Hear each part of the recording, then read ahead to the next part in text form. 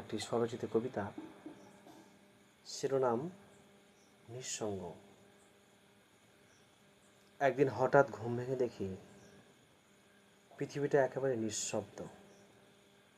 না, পাখির ডাক নেই, মানুষের হাঁক ডাক নেই, এমনকি আমার নিজের ভেতরের কোনো শব্দ নেই। শুধু একটা নিস্তব্ধতা, যেটা কানে নয়, আত্মায় বাজে। বুঝলাম, নিঃসঙ্গতা আসলে কোনো দুঃখ নয়, এটা একরকম অস্তিত্বের আরতি, যেখানে নিজেকে স্পষ্ট শোনা যায়। আমি হেঁটে যাই ধান ক্ষেতের আল ধরে, আমার সঙ্গে শুধু বাতাস, যার শব্দ নিঃশব্দে কথা বলে।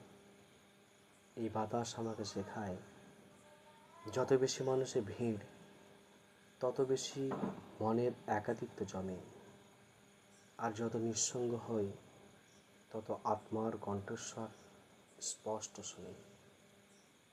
আকাশের দিকে তাকিয়ে মনে হয় সে যেন এক নির্জন প্রাচীন গ্রন্থ, যেখানে সূর্য, চাঁদ, মেঘ সবই লেখকের তুলির লেখা।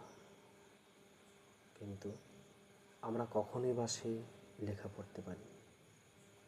একাকিত্ব আমাকে শেখায় জীবনের আসল অর্থ কোনো মানুষ নয়, কোনো ঘটনা নয়, বরং এক একটি মুহূর্ত যা কখনো ফিরে আসে না,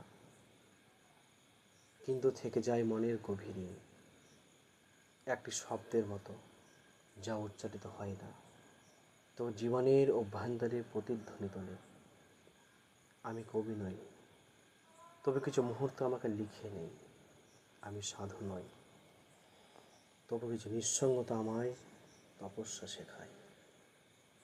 জীবন তো এক চুপচাপ নদী, তুমি যদি কান পাতো তবে শুনতে পাবে তার সুর, আর যদি চোখ বন্ধ করো তবে অনুভব করবে তার ধারা, যা ভাসিয়ে নিয়ে যায় নিঃসঙ্গতা নামক এক অন্তহীন সমুদ্রে।